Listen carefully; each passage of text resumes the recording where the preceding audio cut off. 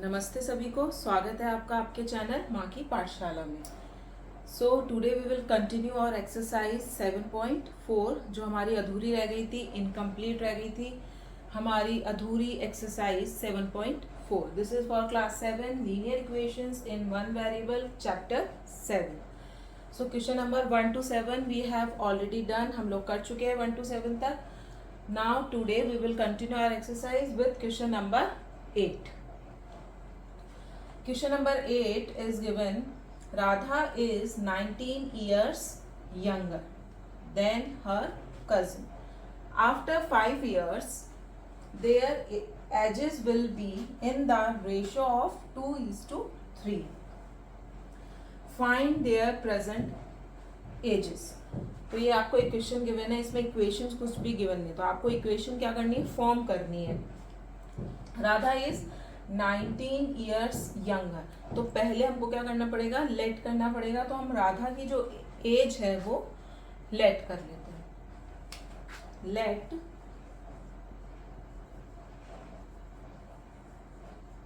Radha age be x. तो राधा की जो एज है वो हमने लेट कर ली, हमने माना उसको एक्स है, ठीक है। नाउ राधा क्या है, यंग 19 ईयर्स यंगर देन हर कजन, उसके कजन से 19 ईयर्स यंगर है। दैट मीन्स उसका कजन उससे कितना बड़ा हुआ, 19 ईयर्स बड़ा हुआ। तो कजन की एज क्या हो जाएगी, late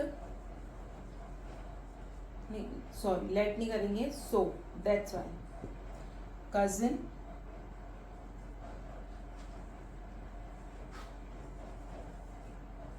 as be x plus 19, क्योंकि वो राधा उससे 19 ईयर्स छोटी है। दैट मीन्स कजन जो है वो उससे 19 ईयर्स बड़ा है।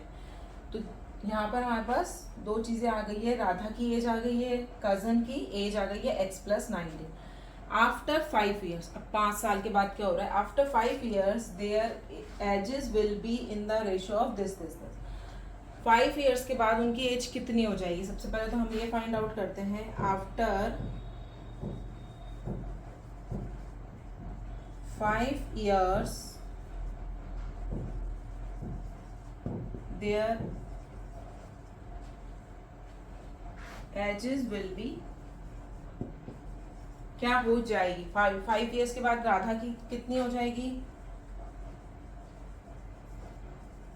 Radha age is equals to, पहले थी x, after 5 years it will be a x plus 5 and her cousins age, अब उसकी कजन की कितनी एज हो जाएगी, एंड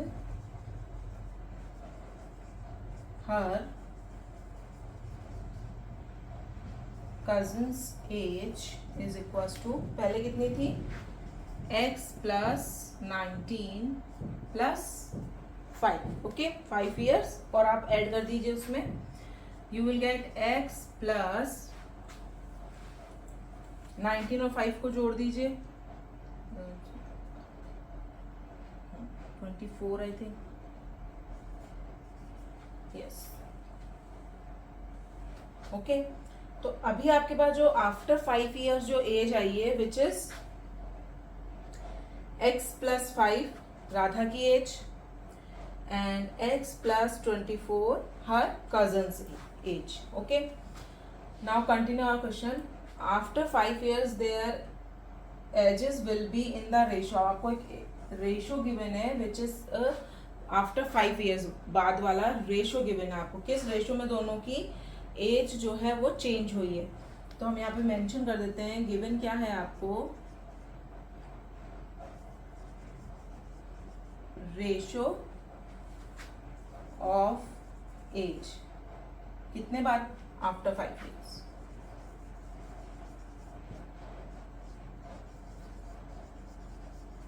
कितनी आई है, गिवन है हमको ratio of age after 5 years is 2:3, okay. आप इसको और कैसे लिख सकते हैं, 2/3। नाउ अब हम करते हैं कंटिन्यू हमारी equation. Ratio of age after 5 years, और एज आफ्टर 5 ईयर्स भी हमने निकाल ली है। तो पहले मैं यहाँ से रब कर देती हूँ। आप ये सब कुछ कॉपी कर सकते हैं नोटबुक में, ठीक है। तो राधा की एज कितनी है after 5 years? x plus 5, and after 5 years her cousin age is x plus 24। अब मैंने रेशो में क्यों लिखा है? Because the ratio of after 5 years का रेशो हमको गिवन है, ratio of age after 5 year is this. तो आफ्टर 5 ईयर की हमने एज तो आइडेंटिफाई कर ही लिए कि age of Radha is after 5 years this, and as of her cousin is this, और रेशो आपको गिवन है 2/3 में, ओके। तो जो 5 ईयर्स के बाद वाली जो एज है वो भी किसमें प्रेजेंट होगी? रेशो में ही प्रेजेंट होगी, राधा की एज और उसके कजन की एज। अब आप क्या कर दीजिए, क्रॉस मल्टीप्लाई, x प्लस 5 3 से मल्टीप्लाई हो जाएगा, एंड x प्लस 24 2 से मल्टीप्लाई हो जाएगा। सॉल्व करते हैं, what will you get? Bracket open करते हैं, 3x plus 15 equals to 2x plus 48, okay. 2 को x से मल्टीप्लाई करना है, 2 को 24 से मल्टीप्लाई करना है। नाउ नेक्स्ट, अब हम ये करते हैं कि जितने भी वेरिएबल्स हैं उनको एक साइड पे ले लेते हैं, और जितने भी कांस्टेंट नंबर हैं उनको एक साइड पे ले लेते हैं। तो चलिए शुरू करते हैं अपना transposition.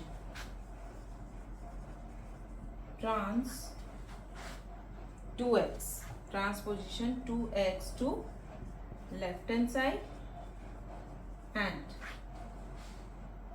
15 plus 15 to right hand side, okay. तो 3x माइनस का 2x, क्योंकि 2x जो है लेफ्ट हैंड साइड पे आएगा, साइन चेंज हो जाएगा, 48 एज इट इज, प्लस का 15 है, चेंज इन अ माइनस का 15, 3x में से 2x माइनस होगा, you will get x। Now 48 में से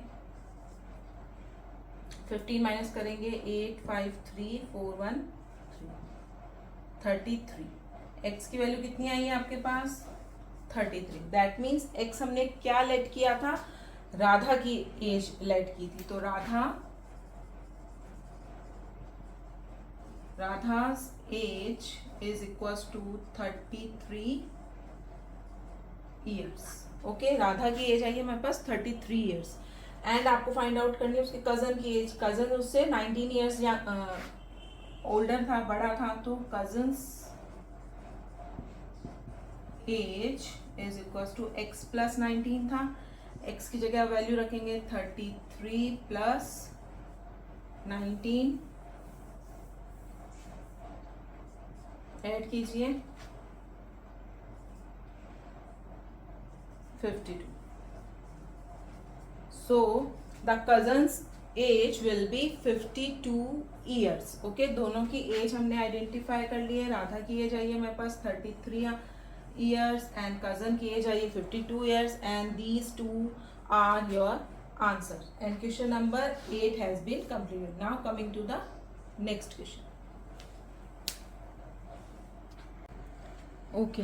सो क्वेश्चन नंबर 9 आपको गिवन है, the sum of the ages of Subbu and Tobu is 18 years and the difference between their ages is 4 years. Find the ages of Subbu and Tobu. आपको Subbu और Tobu की कुछ statements given है कि उनके age में कितना difference था या उनके एज में कितना addition, some of their ages is this. तो आपको स्टेटमेंट को फॉलो करना है, देन आपकी इक्वेशन फॉर्म करनी है। तो पहले हम क्या करते हैं, दोनों की जो एज है वो लेट कर लेते हैं, बिकॉज दोनों की एज का डिफरेंस, दोनों की एज का सम गिवन है, तो हमको दोनों को अलग अलग लेट करना पड़ेगा।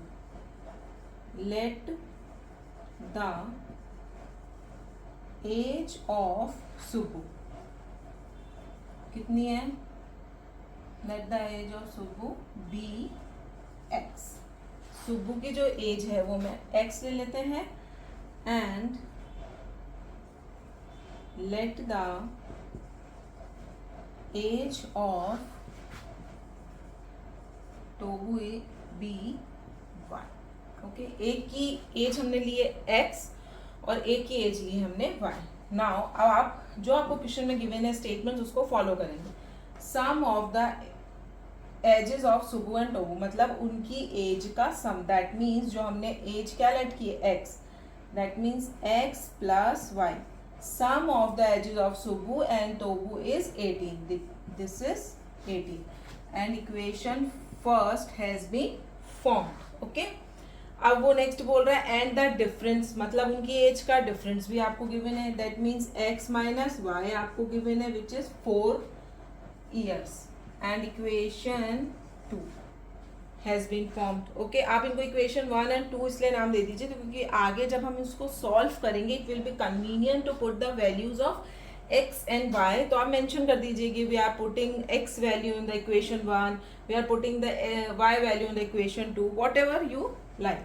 तो हमारे पास दो इक्वेशन फॉर्म हो गई है according to the statements are given in the question. जो भी स्टेटमेंट्स आपको गिवन है क्वेश्चन में उसके अकॉर्डिंग हमने दो इक्वेशंस फॉर्म कर ली है। ठीक है, अब हम इनको सॉल्व करते हैं। क्या करते हैं, लेफ्ट हैंड साइड वाले एक तरफ ऐड कर देते हैं और जो हमारे राइट हैंड साइड पे प्रेजेंट है उनको एक साथ ऐड कर देते हैं। ठीक है, so adding the equation 1 and 2। Next step क्या होगा, adding the equations first and equation 2। क्या गिवन है आपको, x plus y plus x minus y. Okay, दोनों को ऐड करेंगे तो बीच में एडिशन का साइन आ जाएगा, इक्वल्स टू 18 प्लस 4। सॉल्व करते हैं x और x तो कितना हो जाएगा, 2x प्लस वाई से माइनस वाई कैंसिल आउट हो जाएगा, यू विल गेट 18 और 20।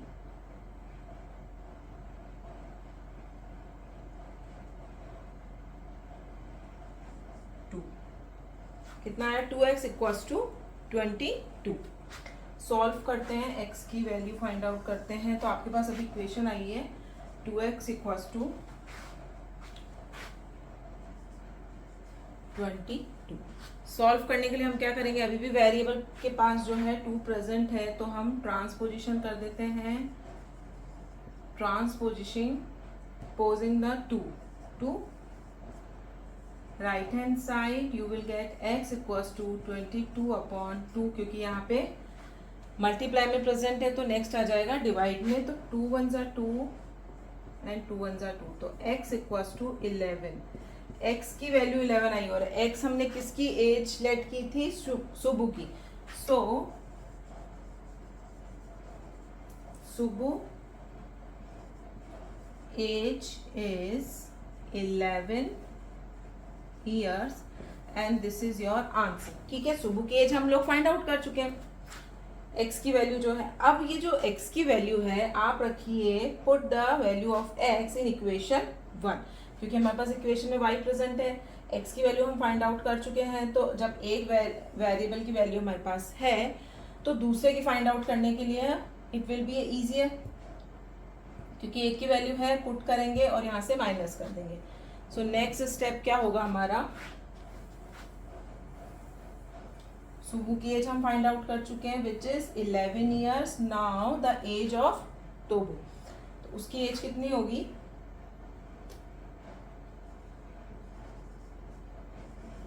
Put the value of x in equation 1। Equation 1 में हम x की वैल्यू पुट कर रहे हैं, इक्वेशन 1 है x plus y equals to 18, this one. ठीक है, पुट कीजिए, x की वैल्यू हमने फाइंड आउट की 11 plus y as it is equals to 18।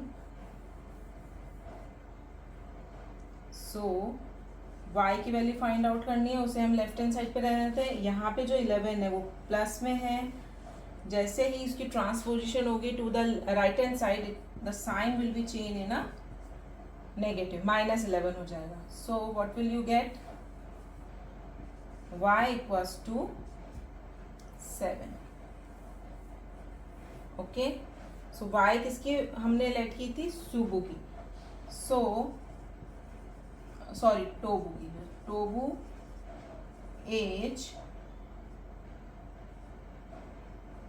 is equals to 7 years and this is your second answer। तो दोनों की एज हमने फाइंड आउट कर ली है। टोबू की एज आई है 7 years एंड सुबु की एज आई है हमारे पास 11 years। तो आप इक्वेशंस जो है, स्टेटमेंट्स जो गिवन है क्वेश्चंस में, उसके थ्रू आप लोग अपनी इक्वेशंस फॉर्म करेंगे। ओके, तो कंफ्यूज नहीं होना है। जो जो स्टेटमेंट्स गिवन है क्वेश्चन में वो आपको बस स्टेप्स फॉलो करने हैं और लेट करना बहुत ज़रूरी है, क्योंकि ये जितने भी क्वेश्चन हैं अभी वाले वो सारे लेट करने से ही सॉल्व होंगे। ठीक है, तो now coming to the next question. So the next question is question number 10। The length of a rectangle is 6 centimeter more than its breadth। If the perimeter of the rectangle is 60 centimeter, find its length and breadth and also find its area। तो सबसे पहले आपको find out करना है the length of the rectangle, the breadth of the rectangle और perimeter आपको given है। Okay, और फर्स्ट स्टेटमेंट क्या बोल रहा है वो, कि length of a rectangle is 6 centimetre more than it's breadth. ठीक है, तो ब्रेड्थ से 6 सेंटीमीटर ज्यादा है। तो पहले हम क्या कर लेते हैं, लेट कर लेते हैं सॉल्यूशन। अभी हम ब्रेड्थ को जो है वो लेट कर लेते हैं, क्योंकि फिर लेंथ हम ऑटोमेटिकली क्या इक्वेशन बना पाएंगे, लेंथ जो है वो 6 सेंटीमीटर ज्यादा है तो हम उसको ऐड कर देंगे। सो लेट द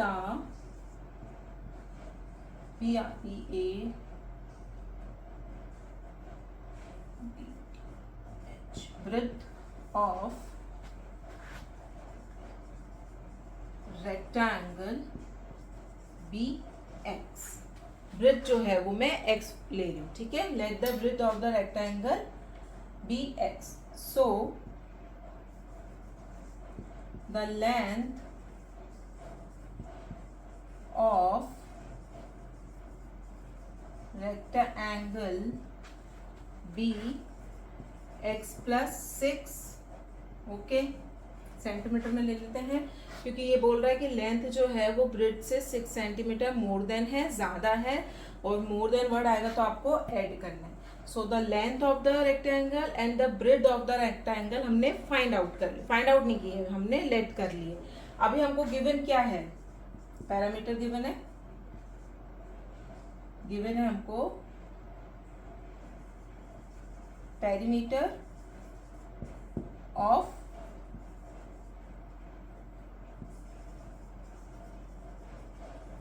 रेक्टेंगल, कितना है 60।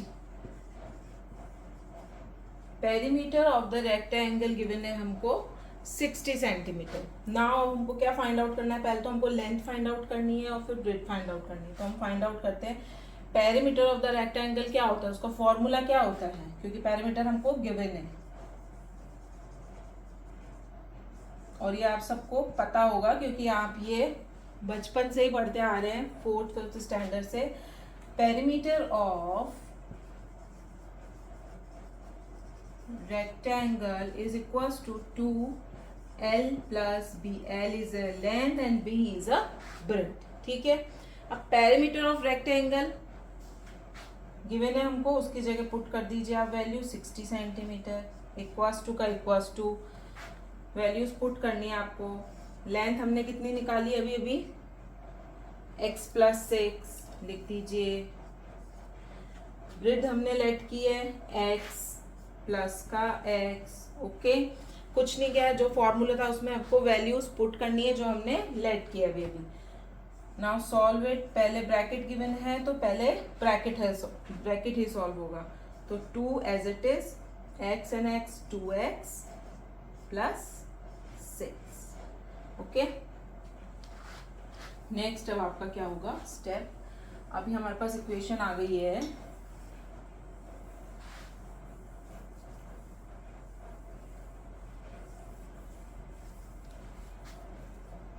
60 centimetre equals to 2x plus 6. Okay, solve करते हैं. ब्रैकेट को ओपन करेंगे. 60 सेंटीमीटर इक्वल्स टू 2 2 ज़ा 4x प्लस 2 6 ज़ा 12. ओके, कांस्टेंट नंबर को एक तरफ ले लेते हैं. ट्रांसपोजिशन कर देते हैं हम लोग किसकी, 12 की. Transposing 12 to left hand side. So 60 minus का 12 इक्वल्स टू 4x, क्योंकि यहाँ पे प्लस का 12 प्रेजेंट है. जैसे उसकी पोजीशन चेंज होएगी इट विल बी चेंज है ना, -12. सो सॉल्व करते हैं. 60 में से 12 को माइनस कर रहे हैं हम लोग. 48. Okay, you will get 48 equals to 4x. मैं रब इसलिए करती जा रही हूँ क्योंकि पहले का आप पहले नोट कर लीजिएगा. ओके, नाउ अभी हमको x की वैल्यू फाइंड आउट करनी है. x के पास अभी भी 4 प्रेजेंट है. So transposing 4 to left hand side. तो नेक्स्ट स्टेप होगा आपका 48 divided by 4 is equals to x. Because 4 यहाँ पे मल्टीप्लाई में है, कैंसिल आउट कीजिए. 4 1 ज़ा 4, 4 1 ज़ा 4 एंड 4 2 ज़ा 8 which is 12. x equals to 12 आया है हमारे पास. और x हमने क्या लेट किया था, bread of the rectangle. So the bread of the rectangle is, हम क्या लिख सकते हैं, so the breadth of the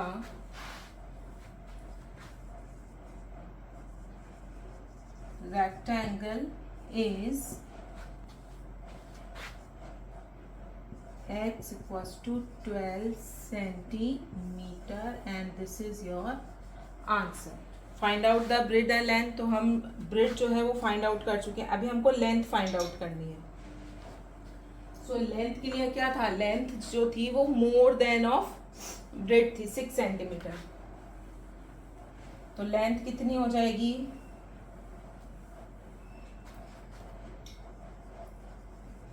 length of the rectangle is x plus 6 था. ओके, x की वैल्यू पुट कीजिए. 12 plus 6 what will you gate, 18 centimeter and this is your answer. The length of the rectangle is 18 centimeter. So the length of the rectangle is 18 centimeter. अभी हमारे पास length आ गई है, bread आ गई है. तो length हमने कितनी फाइंड आउट की है, length equals to 18 centimetre. This is your answer. And breadth हमने फाइंड आउट की है 12 centimetre and this is your answer. तो लेंथ और ब्रेड हम लोग फाइंड आउट कर चुके हैं. नेक्स्ट था उसमें also find the area. So area of rectangle is कितना होता है, L multiply by B, length into breadth. तो लेंथ हमने फाइंड आउट किए 18 एंड ब्रेथ हमने फाइंड आउट किए 12 सेंटीमीटर. ओके, तो 18 और 12 को मल्टीप्लाई कीजिए.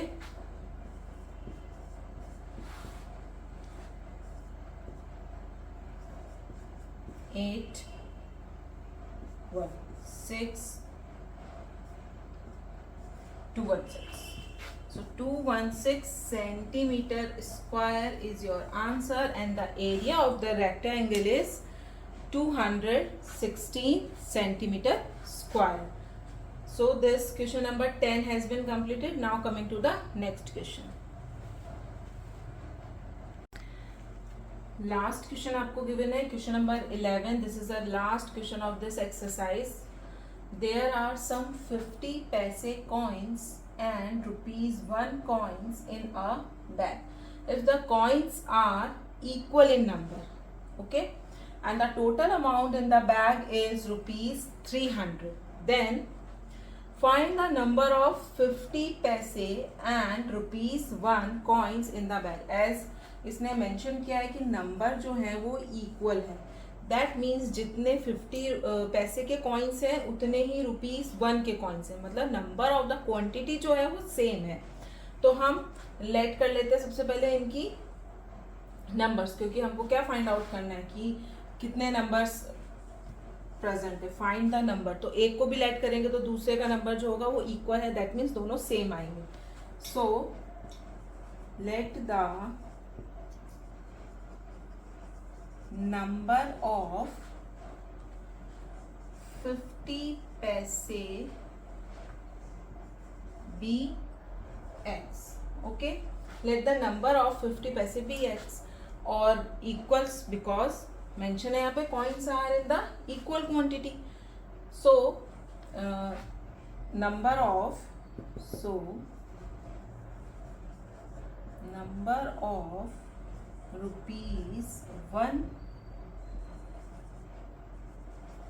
coins be also x. The number of 50 पैसा coins, यहाँ पे मेंशन कर दीजिए आप coins. The number of 50 पैसा coins be x and the number of the ₹1 coins be also x because the number of the coins is equal. That is mentioned in your question. Now next is जब हमारे पास number same है और हमको total amount in the bag is given is ₹300. Okay, तो पहले हम mention कर लेते हैं टोटल अमाउंट कितना गिवन है हमको. Total amount in bag is equals to ₹300. ये हमको गिवन है क्वेश्चन में. नाउ ओके, तो टोटल अमाउंट हमको गिवन है रुपीस के अंदर, ठीक है. और यहाँ पे जो 50 पैसे हैं, पैसे को हम पहले किस में चेंज करेंगे, रुपीस में. So the value of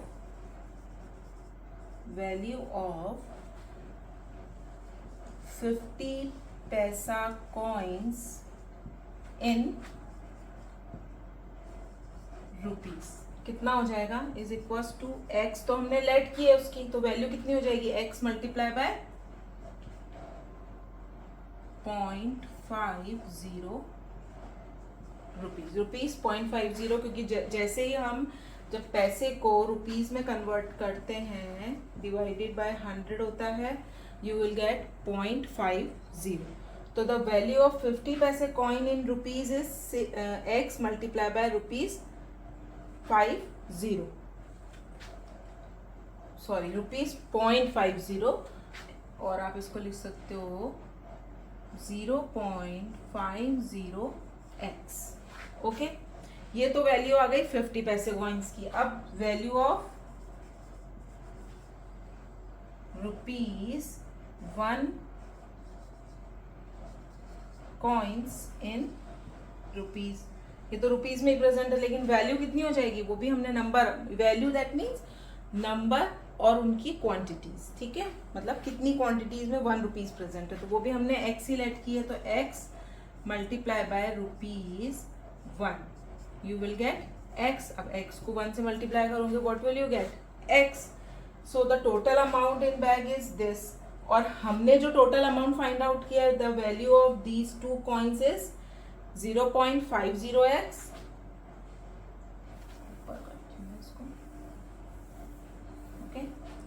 total amount in bag is this, and हमने वैल्यू जो फाइंड आउट की है 50 पैसे और ₹1 की is 0.5x plus x equals to ₹300. Okay, ये जितनी भी वैल्यूज है ये सब रुपीस के अंदर है.